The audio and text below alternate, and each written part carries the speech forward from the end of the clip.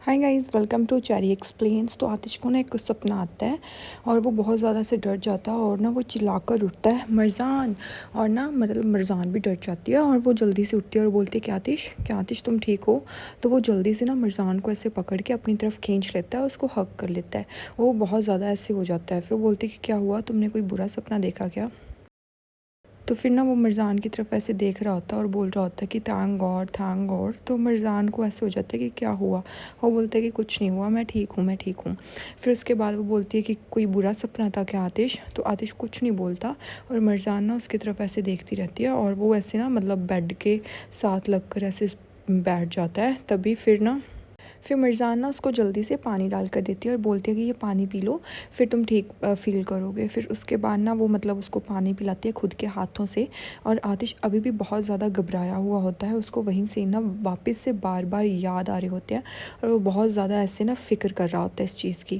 फिर वो बोलता है कि चलो कोई बात नहीं, अब तुम सो जाओ। ये मतलब एक सपना ही आया था, वो बहुत बुरा सपना था और अभी वो मतलब चला गया, तो तुम अभी सो जाओ। वो बोलती है क्या सपना था। वो बोलता है कि मतलब कुछ पास्ट का सपना था। वो बोलती है कि देखो सब कुछ मतलब ख़त्म हो गया और मैं तुम्हारे साथ हूँ, तो तुम्हें बिल्कुल भी डरने की ज़रूरत नहीं है। वो बोलता है कि मैं बिल्कुल नहीं डर रहा हूँ, जब तुम मेरे साथ हो तो मुझे डरने की क्या ज़रूरत है।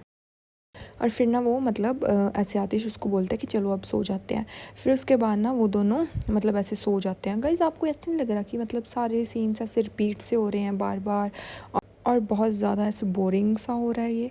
मतलब मेरे को ना वो सीन्स जो शुरू में थे, हर टाइम कुछ नया ट्विस्ट आना, वो चीज़ मतलब इसमें नहीं देखने को मिल रही है अभी। फिर ना उसके बाद आतिश सोचता है कि मतलब ना ये जो मुझे सपना आया था ना, अब जब तक नज़ीर और हैदर वापस नहीं चले जाते तब तक ये मतलब मेरे साथ ही रहेगा और अभी मुझे उन दोनों को पकड़ना है। फिर वो सारे घर पे वापस आ जाते हैं। तो जैसे वो कार से उतरते हैं ना, तो वहाँ सामने से असली आ जाती है। तो असली उनको देखकर बोलती है कि वेलकम। तो वो मतलब सभी लोग ऐसे तो हो जाते हैं, मरजान और आतिश स्पेशली। तो पीछे से अभी एक जमाल वगैरह आ रहे होते हैं, तो वो कुछ भी नहीं बोलते। तो जस्ट आतिश और मिर्ज़ान पहले अपने एक दूसरे की तरफ देखते हैं, फिर असली की तरफ देखते हैं। तो असली ना उनको बोलती है कि मेरे को पता है कि आप लोगों को मेरा यहाँ पर होना बिल्कुल भी अच्छा नहीं लग रहा है और आप लोग मेरे को यहाँ पर देखकर बिल्कुल भी खुश नहीं हो। और सब लोग ना उसकी तरफ ऐसे देखने से लगते हैं। तो वो बोलती है कि कोई बात नहीं, मैं आप लोगों को इस चीज़ के लिए नहीं बोल रही हूँ कि आप लोगों की गलती है, इसमें मेरी ही गलती है कि आप लोगों को अब मैं पसंद नहीं हूँ। मैं जस्ट यही कहना चाहती हूँ कि मैं यहाँ से जल्द चली जाऊँगी जब मेरी माँ ठीक हो जाएगी और तुम्हें इस चीज़ की फ़िक्र करने की बिल्कुल भी ज़रूरत नहीं है। इतना कहकर ना वो वहाँ से चली जाती है और सब लोग उसकी तरफ ऐसे देख रहे होते हैं और मिर्ज़ान को ना अभी फिर से उस पर तरस आने लग जाता है। बहन वो पक्का नाटक कर रही है, वो पक्का नाटक कर रही है। फिर उसके बाद ना मतलब जमाल और आतिश स्टडी रूम में चले जाते हैं। तो मिर्ज़ान के पास दीमत खड़ी होती है।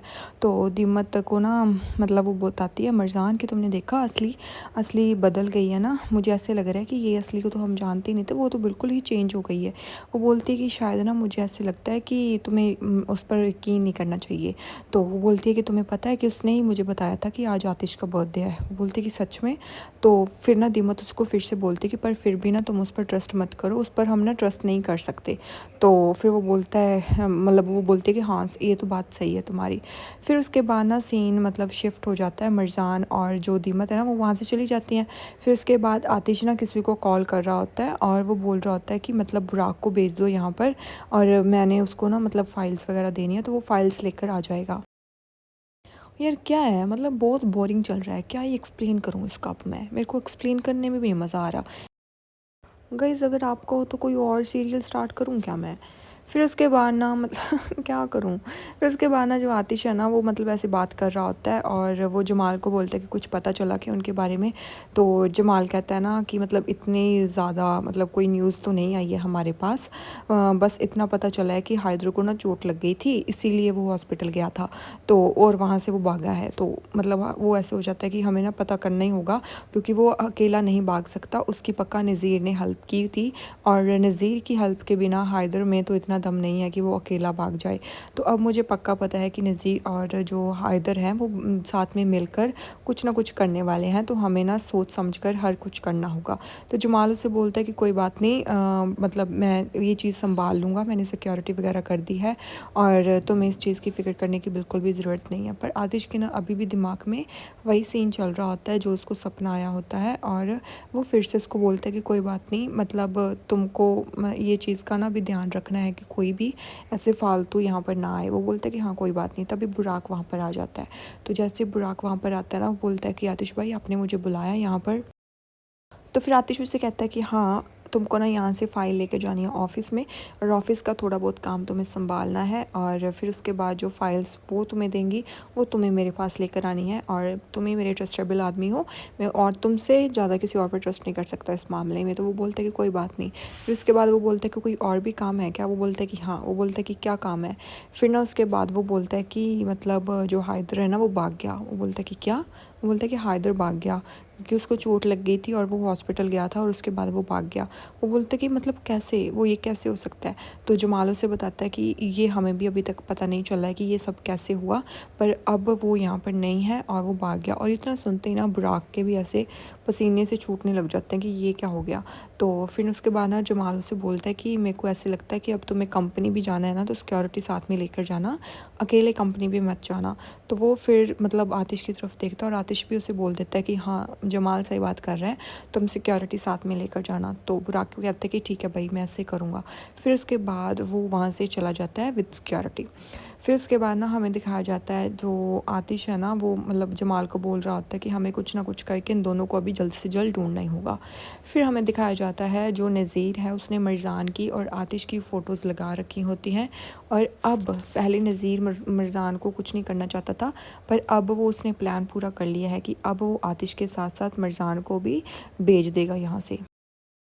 फिर उसके बाद ना मतलब वो बहुत ज़्यादा ऐसे होता है, तभी ना वहाँ पर हैदर आ जाता है। तो हैदर बोलता है कि तुम ये क्या कर रहे हो? वो बोलता है कि कैसा है हैदर? वो बोलता है कि मैं ठीक हूँ, पर तुम ये सब क्या कर रहे हो? हाँ, यहाँ पर मरजान की फ़ोटो क्यों है? वो बोलता है कि मरजान की फ़ोटो क्यों है?